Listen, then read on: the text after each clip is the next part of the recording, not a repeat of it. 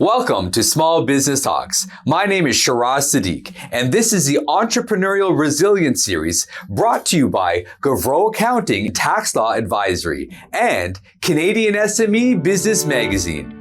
Established in 2008, Gavreau Accounting Tax Law Advisory is one of the fastest growing professional services firm in all of North America. Their team of financial and business advisors supports small business owners on their path to financial mastery through strategic accounting, tax, bookkeeping, legal, and proactive business coaching services. Their team challenges entrepreneurs to step into the confidence and courage they need to overcome obstacles to build wealth, their business, and increase their impact to change the world. In today's episode, we'll spend time with Nadine Artemis, founder of Living Libations, and so much more. She has a knack for not only recognizing challenges that need solutions, but knows how to bring it to market. Now here is Nadine Artemis, founder of Living Libations. Let's go. Nadine, thank you so much for joining us today and making the time to be with us. It's my pleasure to be here. Thank you.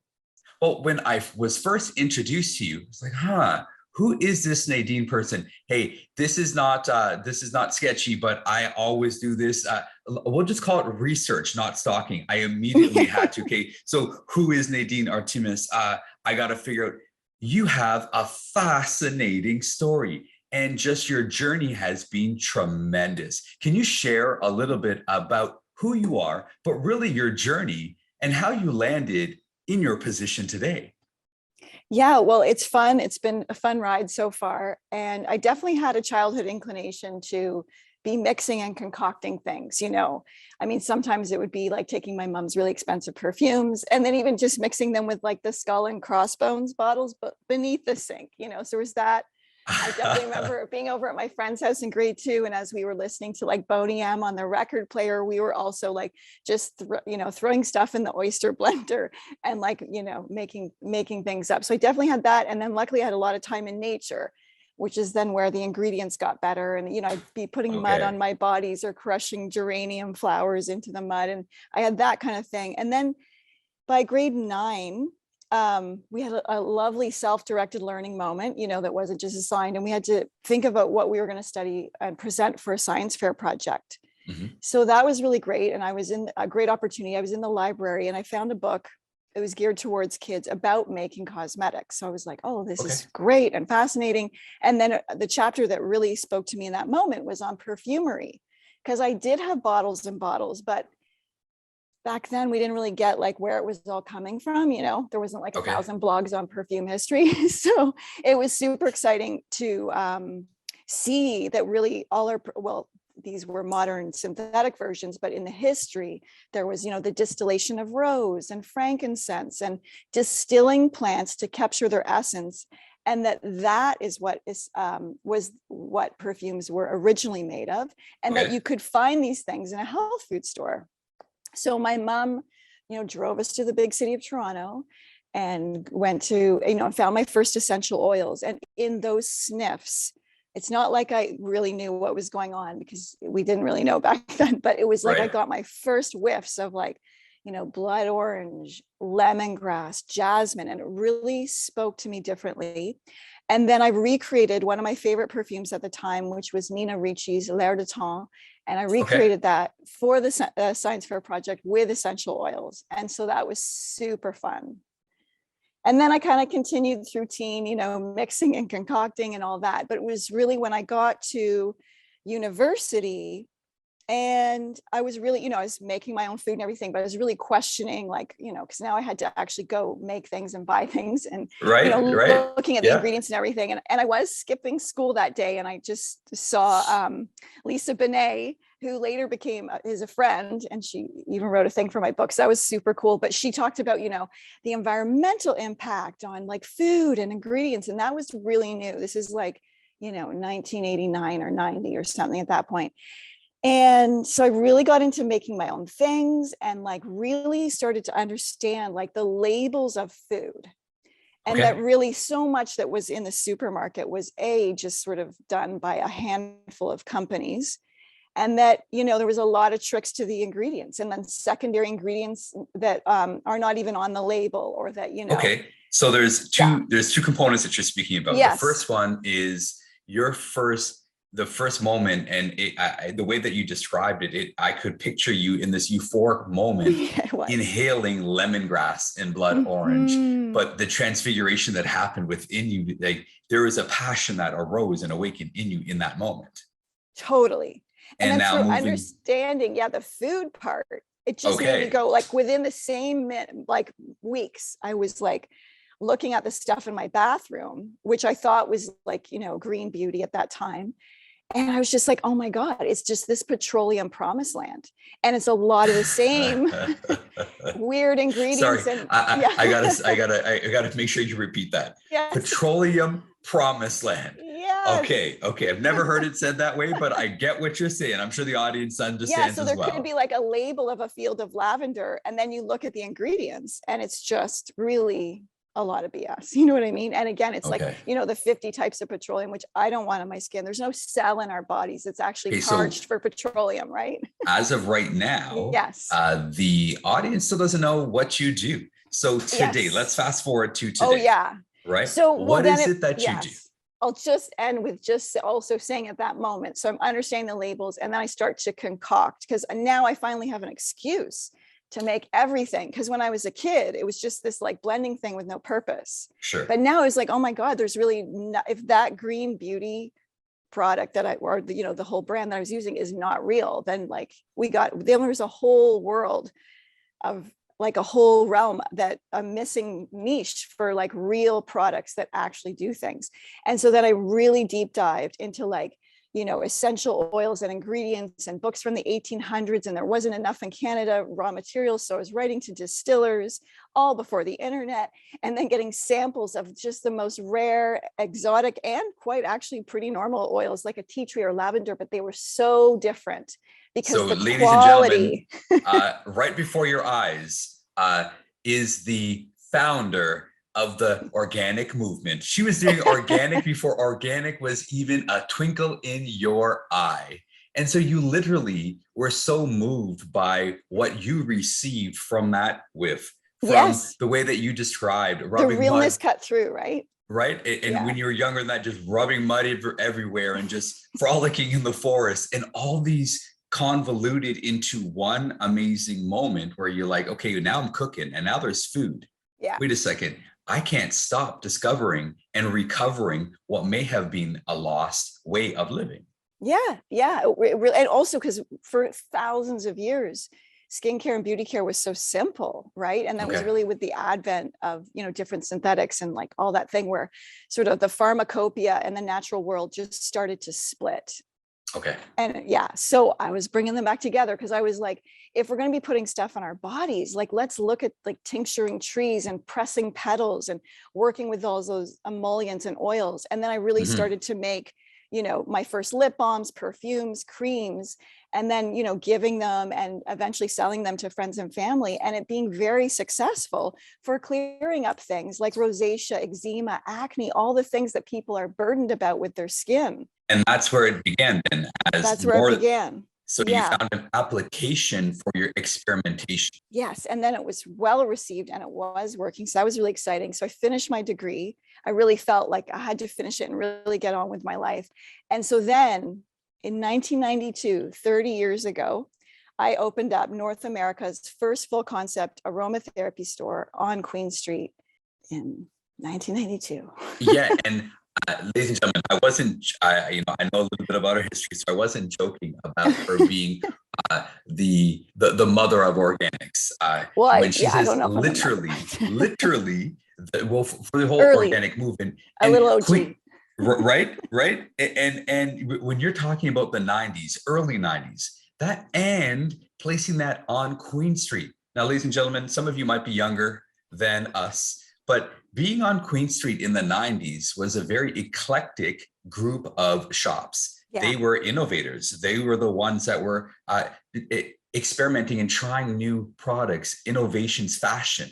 That district that you were on, that your storefront was on, it was fascinating as a high school student in the 90s. coming So and fun. going downtown on Queen Street. It was amazing. I might have been in your shop, but that's a You different might story. have, yeah. That's a different story. Now, it couldn't have. Well, Thomas Edison, one of the greatest inventors ever. I'm misquoting the numbers, but he was something like at over 800 inventions. No, I'm sorry, 800 failures in trying to create one invention. And I loved his response. He said, no, I didn't experience 800, and the number's wrong. I didn't experience 800 failures. I figured out 800 ways for this not to work. I just have to do it one more time and I'll get there.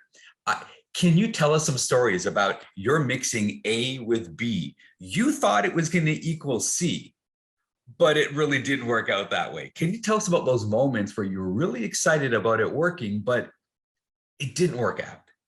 I got to say in that area, there's many areas in business where you can be like, oh, and then that's not working. But I got to say with the formulation, it's pretty always bang on. Like most of it I'm creating in my head, like really there's a whole palette in there. There's some synesthesia, so much comes together. 98% of it's like already created. And then when I get to my alchemy room, it's just sort of that, the action is really that last 2%. And it's, I mean, I may tweak and blah, blah, blah, but it's like, usually my A's plus B's do equal an amazing garden. So that is fantastic. So you're literally creating in here. You're trusting your experience. You're trusting your instinct. You're trusting your natural and your developed talent to get to the other side of creating what you've been imagining. Yeah, to me, that is like so natural that, it's that zone where where it's your zone. And so that area has just always been a zone for me. Now, I feel like, entrepreneur is also a zone for me, but that's definitely, I mean, there's then so much. So you start doing your zone, you're doing your passion and you love it. So you're like, great, let's put into a business. Now, all of a sudden, then there's many, many, many zones, right? With many different areas, many different skill sets. And I think that's a real thing for an entrepreneur to get through, because yes, it is your passion. But like, what about the moment when the spreadsheets come or the insurance policies or all of that, right? So, because no matter what you're doing, there's going to be the parts that aren't your passion. So, how are you going to get over those? You're going to delegate them? Are you going to outsource them? Are you going to roll up your sleeves and dive in?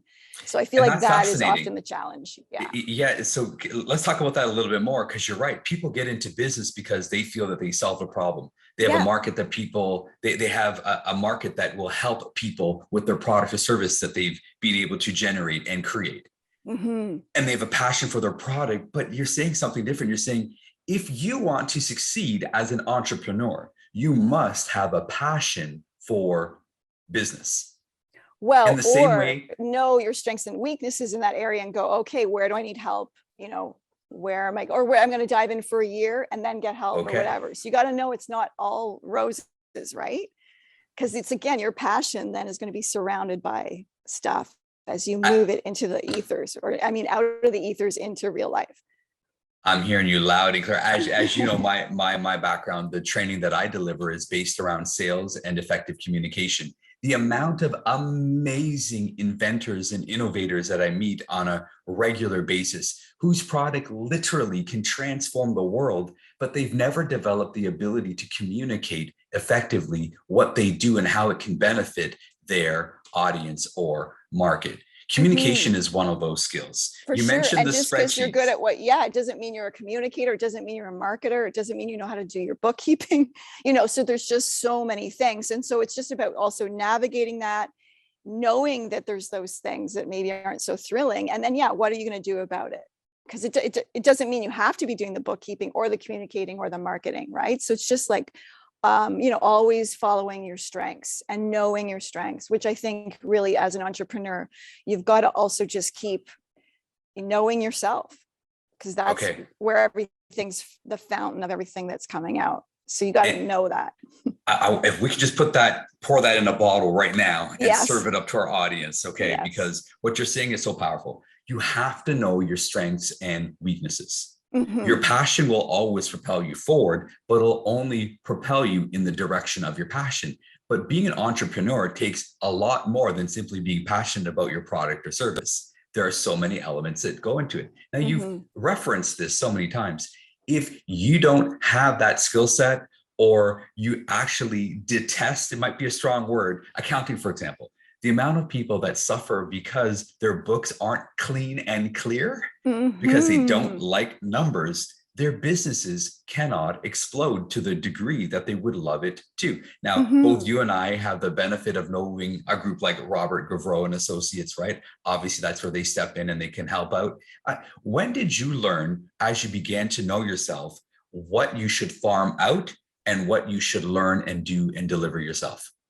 I think it's ever evolving. You know, I feel like within my 30 years so far of being focused on in this realm, I feel like I've had, you know, about 1,000 careers. There's just been so many things I've gone through that I've picked up and then I've delegated out, you know what I mean? Or, you know, I love numbers and I love going into them, but I definitely don't want to be doing like spreadsheets of bookkeeping, you know? So it's also like, what part do you like? What part can you tap into?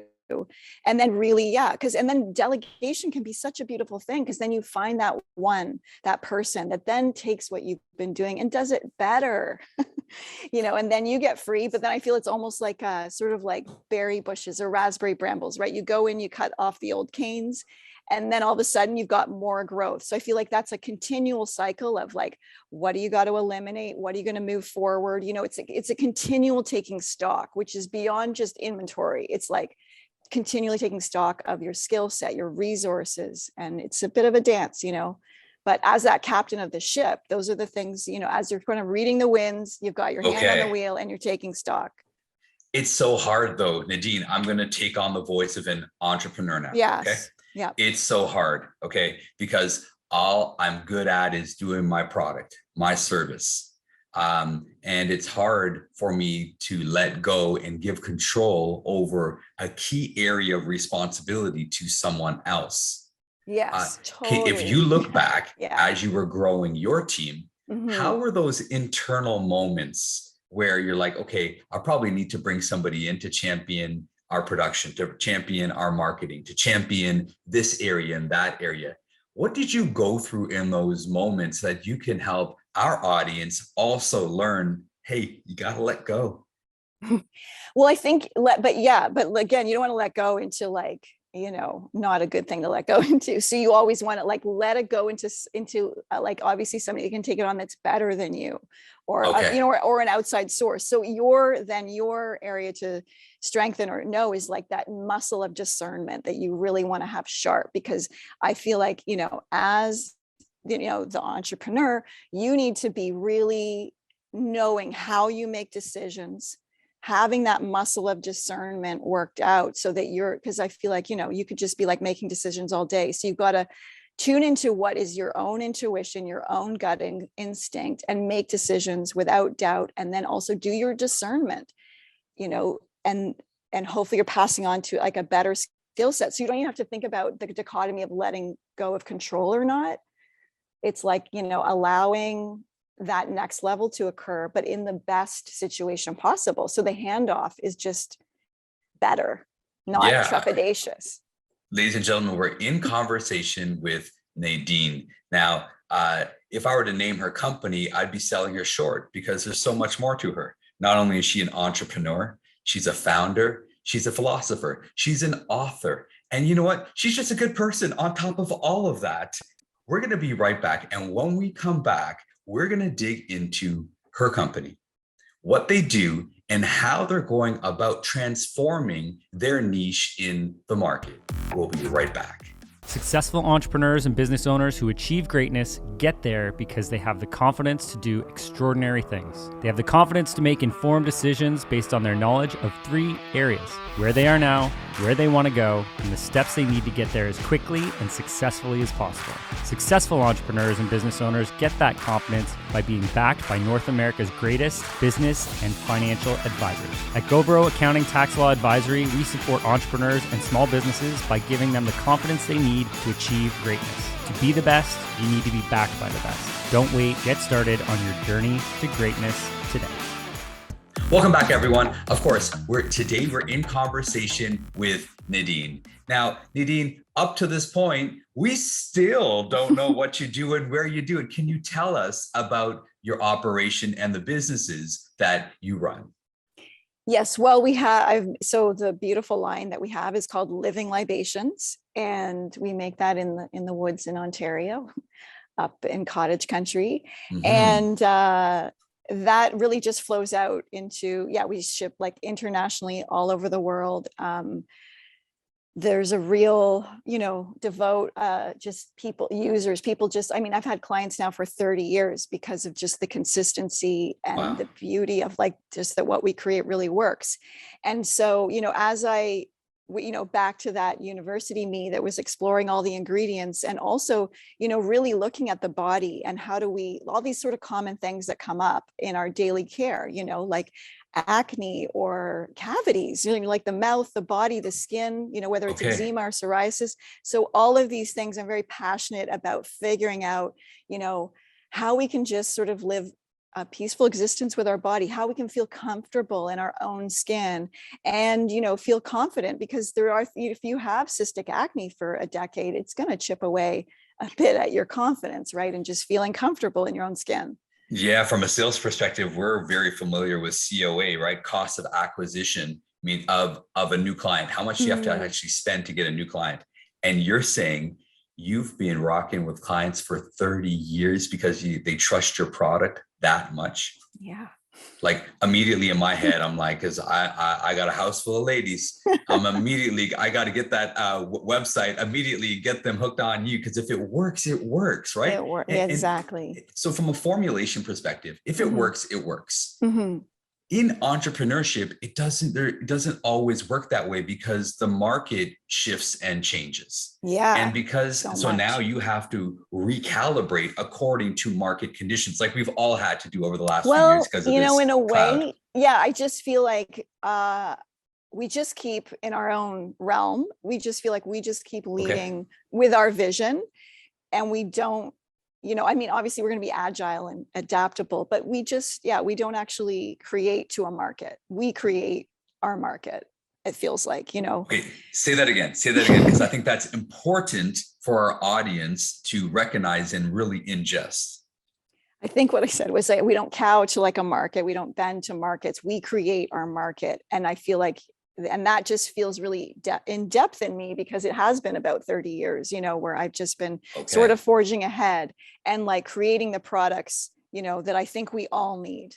And it comes from just listening and understanding people's bodies and skin, not necessarily from we need a rose perfume or something, but it's like listening to that sort of wind. And I have seen things evolve in people's bodies that seem to be like, now we've got to take care of that more, like hyperpigmentation, for example, or early childhood cavities. So then I'll see those needs and then create, hopefully something that comes out of that.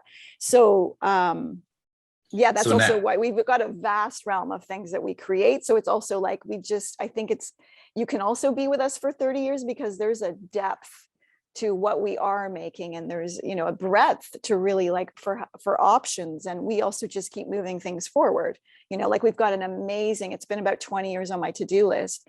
And in September, we're launching like the cleanest, greenest mascara on the market, and it's in a glass bottle with like a wooden cap, and it's just so beautiful, and it's been a while in the making. So we're gonna bring that forward and things like that. I love that. The cleanest, greenest mascara on the market. Hey, we have an upcoming event. I'm going to speak to a couple of people. Let's get it profiled.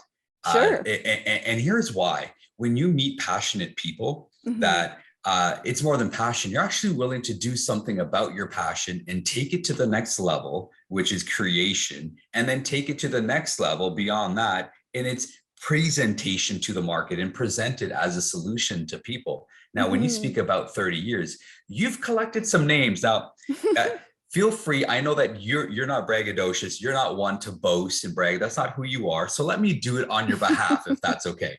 You could, if you wanted to do a lot of name dropping of the who's who. And when people would recognize their names, and then they're going to start visualizing who they actually are. And like, wait a second, that person really does have nice skin. Now, when you say you ship across the globe now, again, ladies and gentlemen, this is Nadine, founder of Living Libations in God's country. She's up in Halliburton, I believe. right? In the middle of nowhere. They had to dig up the entire country just to bring her an internet connection. That's how in the bush she is. We really don't have phone. We came here 16 years ago and we didn't even have phone. We still don't have phone poles. So yeah, we had like early satellite that really wasn't working. It sounded like we were like, calling from somewhere far away. In a submarine under the ocean, right? Yeah. Yeah. So I just want to shift gears a little bit. What gave you the confidence that what you created could make waves in the market? Ultimately, we're in business to solve problems. But if that solution isn't generating revenue, it probably won't be sustainable.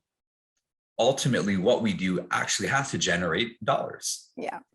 What gave you your early indicators to say, wait a second, I might be onto something here that could help you, and then because you pay for it, help me continue to grow in my passion? What were those early indicators? I think it's just that really, I did do a couple entrepreneur things as a kid, like catch crayfish and sell them and things like that. But I think this was more real, because then I was like making something that was unique to me. And it was just really, I don't know if I had like full confidence, but I had that clarity and my passion meeting people's very positive response. Again, the friends and the families that were using the products and then eventually buying them. That was just a great reciprocal relationship. And then also, understanding and having confidence in the plants, in my raw materials, because that is also, I feel like, really what sets us apart, because I'm so driven by like the best, because I want it for myself, my skin, my body. And to me, when I can work with the distillers that have just really, like, it's kind of like a wine, like where you can get that beautiful artisan perfect wine, or the box set. And so I'm working with that purity and that beauty of the raw materials gives me that other layer of confidence, and to be able to work with them, and then that whole union. Yeah. Who is your ideal client? Who is it that you serve and serve well? I feel like, I'll probably be more general than a classic marketing person wants, but, okay. I really, obviously we speak a little bit more to women, but we have such a strong male component and we have such beautiful men's products. But generally we're just very much like really any woman, from, teen to her beautiful wisdom years. We have just so many clients in that realm, and women and men that just are a little bit educated, a little bit more maybe educated about their bodies, or they know they want the real thing, or they've tried like, green beauty products, or they thought they've had natural, and then they discover Living Libations and they're like, oh, this is the holy grail. And then they just stay because it's a good place to play. It's a beautiful banquet. So it's just really, it's like, they're usually educated a bit about their health and their choices. And then they get to come here and they're like, oh, yes. Or people that wanted to make it, but then they're like, oh, I don't want to make my own beauty care. So this takes care of it, Okay. I, by nature, am a very competitive person. Yes. And it drives me. I think I've got it under control a little bit, but sometimes it just comes out. It just comes out, right? The amount of people in my own home, so I won't go outside of my own home, just right here, like, Dad. I got two, I have two beautiful young ladies. They're like, how old Dad. are they? 17 and 20. Wow. Oh yeah. And you've had the full dad stage. Yeah. I am full on. I am full on. And they met like, Dad. And I don't mind putting myself on full blast here. Like, Dad, you're going on camera again? Like, yeah, baby girl, I'm going on camera again. Like, Dad, are you finally going to do something about those dark bags under your eyes? And you know what, Nadine? I never get around to it. Like, I never, because it doesn't matter to me. Like, I'm more interested in the spotlight being on my guests, and I'm putting myself on what I'm interested in is like, how do we get underneath that? And how do we take care, not just cover up any dark spots under the eyes, but how do we actually get the body working to like have that evolve? So it's not right. And that's where we make like the open eye sky serum, which is amazing for that whole eye area. All right. So ladies and gentlemen, do you want to put Nadine to the test? Yeah. If she can do something about these dark circles, let's see what she can do. There will probably be a part 2 to this conversation in a couple of months. And let's see what Living Libations can do for this guy. Because he can do for this guy and these dark guys. Hey, chances are she's going to rock it for you as well. Nadine, thank you for making the time to be with us today. What last thoughts or ideas or motivation, inspiration would you want to leave with our audience today? What's coming to mind right now is just, having faith in you, in your actions, your decisions, and to just proceed with that and not shroud them with doubt, because that sort of takes away from that arrow of faith that you can sort of send out into the world. That is fantastic. Now, last question for you. What's next? You've described your journey from rubbing mud to crawfish to that scent. And I literally picture that moment as you were describing blood orange and lemongrass. You fast forward from there to your kitchen and creating in there, and you recognize that there's this petroleum promised land that really doesn't deliver on the promises, because in the end, it's not going to benefit you. And this journey has brought you all the way to where you are today, which is right back where you started, in the forests, in the Halliburtons, and you have this amazing facility creating these amazing products that are changing lives through Living Libations. But you're always on this journey. What do you feel is next for you and for Living Libations? There's so many necks. There's just so many, flowers that will continually and ever bloom with our company. So there's always that. What's coming to mind in this moment too is we got always new products coming out. There's the mascara. We've got even this beautiful red light device that we're going to make for using with our toothpaste that really help with oral care even further. And then I've got another book that I'm writing called Everybody Loves the Sunshine. Where I did go into that with my book, Renegade Beauty, where we talk about the skin's relationship to the sun. But now we're just going to take that and just do a whole book. So we're really understanding, the rhythms, our natural rhythms with nature, and how we can use the elements for, bringing ourselves alive and being super healthy. That is fantastic. And when is that book ready for that'll consumption? be 2 more years, probably. A couple more years. Yeah, because we got to finish writing it, and then it's got to go through the publishing process. wheel. Yeah, that whole process. Process. Ladies and gentlemen, we are in conversation today with Nadine Artemis. She's the founder of Living Libations. And when I'm saying she's literally in God's country, up in the middle of Halliburton, she literally is in the middle. Why? Because that's been her playground from when she was a child. What's your playground? Where do you thrive? What brings out the best in you? Is your environment as an entrepreneur set up to bring out your best and to take advantage of your skill set? But what about your health? Are you maximized in your energy levels? Are you maximized in your appearance? Are you completely satisfied that you're living your best life through your health? That's another reason why we have friends like Nadine as a part of the Canadian SME community, because she can help. Reach out to her team. Find out what their products and services can do for you, and watch your health continue to thrive and not just simply survive. Thank you for being with us today, Nadine. My name is Shiraz Sadiq, your host for Small Business Talks. This is the Entrepreneurial Resilience Series. Thank you to the team at Canadian SME Business Magazine for making this series possible. And thank you for spending time investing in your business to move forward with Small Business Talks. The Entrepreneurial Resilience Series has been brought to you by Gavreau Accounting Tax Law Advisory, helping you reach new levels of financial success. Visit gavrocpa.ca to reach those levels you feel your business is capable of. This is Shiraz Sadiq, paving a way for your prosperity.